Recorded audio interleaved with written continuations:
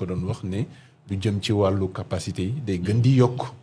te itam sur le plan financier Woodside gis na ci boppam itam parce que premier semestre bi rek daal dina engranger lu toll ci 1,200 et quelques millions de dollars. Milliards de dollars, pardon.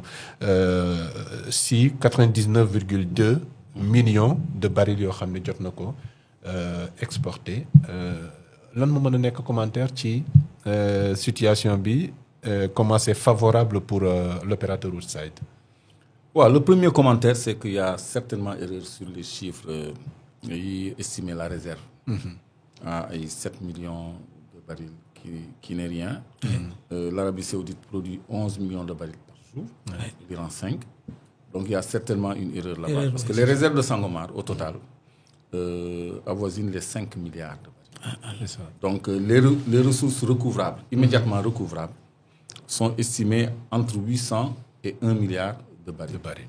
Donc je crois qu'il y a une méprise au niveau des chiffres. Mais le fait que nous progressions, démarrer 80, 90, 100, 100, 1000 barils, c'est une évolution positive. Et on l'avait annoncé parce que depuis que Phare était dans le projet de développement, ils ont préféré forer à 5000 mètres de profondeur à partir du sol marin, du fond marin, plus les 3000 presque le sous-sol marin. Donc le sol marin plutôt. Ils ont foré 5000 mètres dans le sous-sol pour capter les nappes les plus lointaines, les plus profondes. Donc en remontant, ils captent forcément de nouveaux réservoirs qui accroissent leur production. Moi, à terme, comme l'envisage GTA, il faudra que nous ayons une plateforme pour augmenter la capacité de production parce qu'ils sont limités par la capacité du FPSO. Donc, nous nous produire plus que la capacité de la plateforme de production Binek Fof. Donc, évolution, c'est dans l'ordre normal des choses. Il faut qu'on ait 200 000, mais ils n'ont pas fait venir un nouvel FPSO, mais c'est à leur portée. Donc, ça veut dire que l'Union gagne, ça peut doubler. Donc, le Sénégal gagne, ça peut également doubler. Donc, les délais de remboursement et d'amortissement vont être divisés par 2 et c'est tout bénéfique pour tout le monde. Donc, c'est dans ça qu'on doit s'acheminer. Donc, on va revisiter les FID pour y inclure une autre plateforme d'exploitation. Comme GTA nous envisagé de ce côté-là, tu sais qu'ils sont en train d'avancer. Est-ce que gravitaire installé ou une FPSO carrément mais nous sommes dans une phase 2. Donc, je crois que Sangomar, le potentiel est prouvé. Phase 2, phase 1, phase 1. Au GTA. Oui. Il ne parle plus de phase 1 plus 2.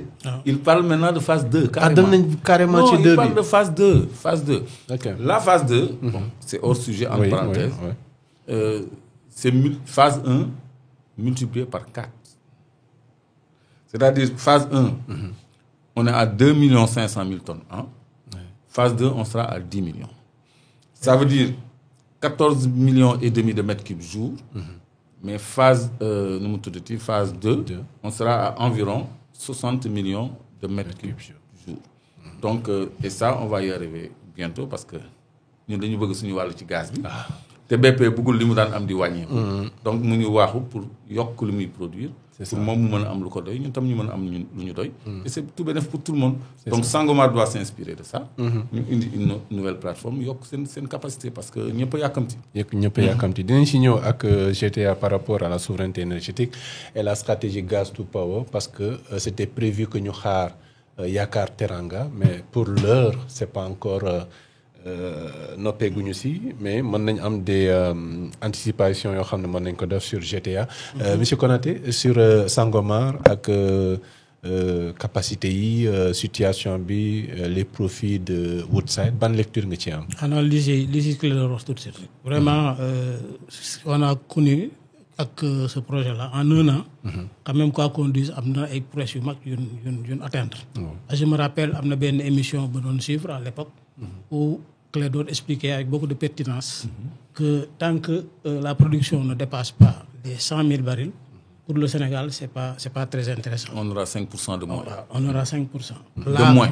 De moins, voilà. Et là, on est à 100 000 et on peut, comme il l'a dit, ça demande tout simplement de réviser un peu le contrat. On est à 101 000 et on est à 100 000. On a augmenté de 1000 barils maintenant. 1000 barils, donc c'est très important pour nous en termes de... On a récupéré les 5%. Les 5%, d'ailleurs, on ne comprend pas d'ailleurs comment ça a été signé. Parce ça, que, c'est voilà, c'est ça un problème. Hein, pour un seul baril, on perd 5%. On perd 5%, ça comme... Moi, je ne sais pas comment Macky Sall, mais Macky Sall, moi, je ne sais pas. Macky Sall, moi, je ne sais pas. C'est un rire, quoi. Donc, c'est très positif tout ça, en espérant que tout sera bien encadré. Et que, comme notre président de la République, son Excellence, Bassirou Diomaye Faye, que je salue au passage, avec notre Premier ministre, ils ont bien fait de créer un comité justement chargé de la révision de tous ces contrats. Mais le luxe de Téguession, le Sénégal ne se pas. Vraiment, il sera positif pour tout le monde. Il sera positif pour tout le monde, effectivement.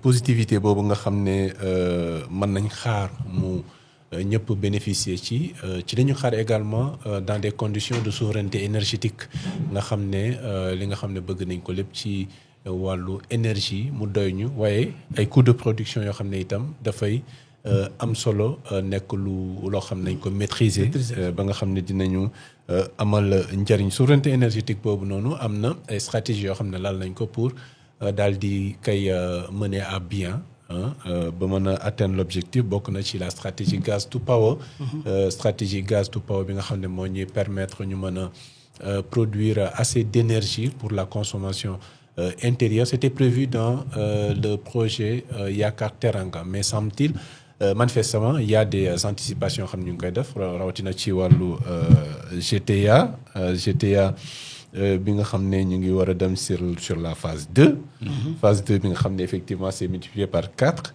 donc c'est ce qu'ils ont dit c'est ce qu'ils ont dit donc tey on peut dire donc que la souveraineté énergétique elle est sur la bonne voie.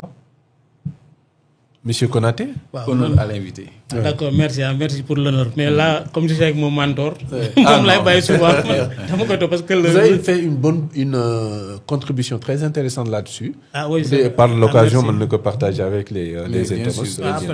Il n'y a pas de souci, après on va partager ça. Comme je vous l'ai envoyé, après vous pouvez partager ça. Oui, mais parlez-en. Ah, d'accord, je vais en parler, il n'y a pas de souci. Donc, ce qu'il faudrait comprendre, moi, je suis contextualiser un peu donc la problématique qui se pose aujourd'hui au niveau du secteur énergétique. Comme vous le savez, nous, donc on a trouvé que